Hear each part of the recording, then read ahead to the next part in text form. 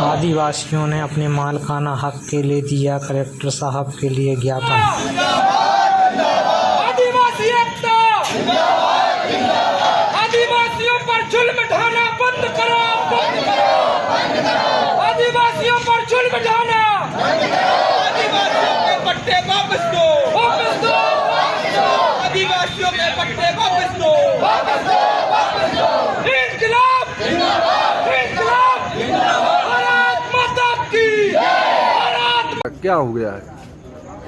ये हमारे कब्जे की ज़मीन पर यादव लोगों ने बुआई ज़मीन पे ट्रैक्टर चलाया और हम लोग और हमारी बाइयाँ रोकने के लिए गए तो उन्होंने बहुत गंदी गाली दी है और हमारी फसल गिर गई।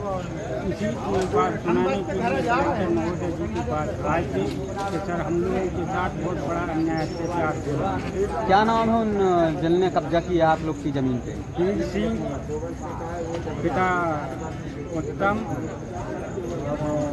इमरत, पिता गोकल, कमल, पिता गोकल, मर्दन, पिता भैयालाल।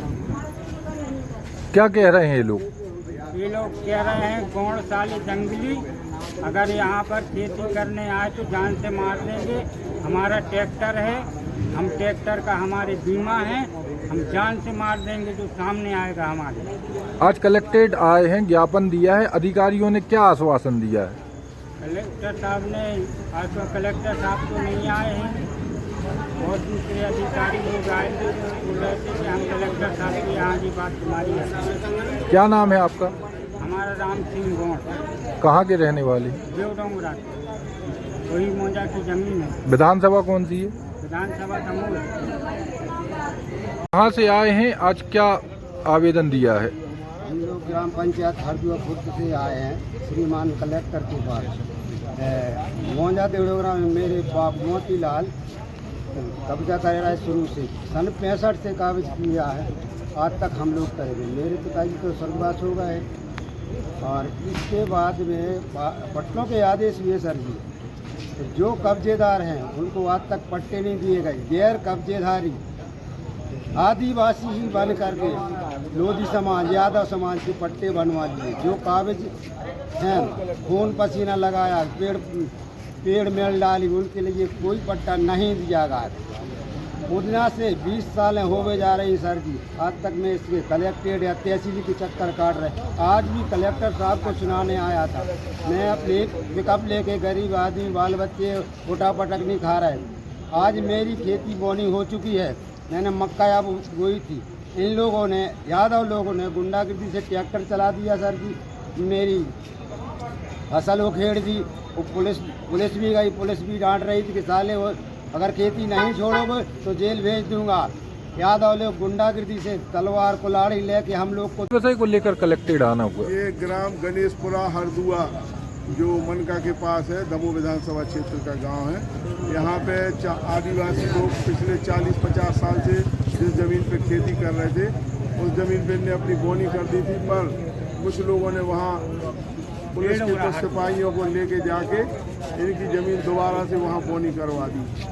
और इन लोगों का कहना ये है, जैसा ये बता रहे हैं कि इनके बाप दादाओं के समय से 40-50 साल से उस ज़मीन पे लोग खेती करते आ रहे हैं। तो अगर 40-50 साल से खेती कर रहे हैं तो इनको पहले ही ज़मीन में क्यों नहीं इनको बताया गया कि ये ज़मीन इनकी नहीं है या पट्टा नहीं है या कुछ नहीं है।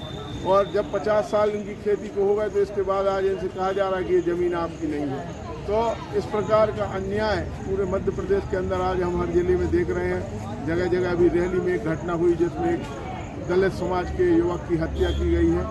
तो मेरा आग्रह है जिला प्रशासन से, कलेक्टर महोदय से, SDM साहब से और तहसीलदार साहब से, इस घटना की पूरी जांच हो। और अगर जिस ज़मीन पर ये वास्तव में 50 साल से, जैसा यहाँ के बुजुर्ग लोग बता रहे हैं कि खेती कर रहे हैं, तो इनके साथ न्याय होना चाहिए।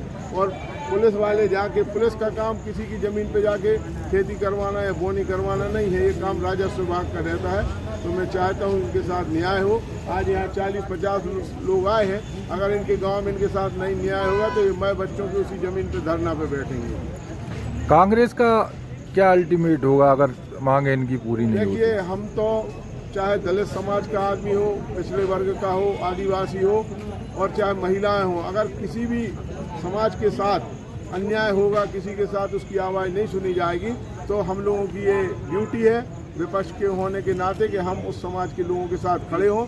आज ये खड़े हैं, इनके साथ कोई नहीं है, तो हम लोग इनके साथ खड़े हैं और इनकी न्याय की मांग कर रहे हैं और जिला प्रशासन से भी मांग कर रहे हैं कि वो तत्काल अधिकारियों को भेज के इनकी जांच कराएं और अगर ये जब इतने समय से खेती कर रहे हैं तो इनके साथ न्यायोचित कार्रवाई करना चाहिए। और आप देखते हैं कि कहीं पे अगर फिर अन्याय होता है तो लोग उसके जवाब देते हैं और उसके फिर बाद में बड़ी घटनाएं हो जाती हैं, हिंसक घटनाएं हो जाती हैं। तो प्रशासन को पहले से इस मामले में संज्ञान लेते हुए ऐसी कार्रवाई ना हो कि लोग वहाँ पर मतलब उग्रवाद उपद्रवी हों या लोग कोई घटना घटे उसके पहले भी इसमें संज्ञान लेके इस बात की जांच होना चाहिए।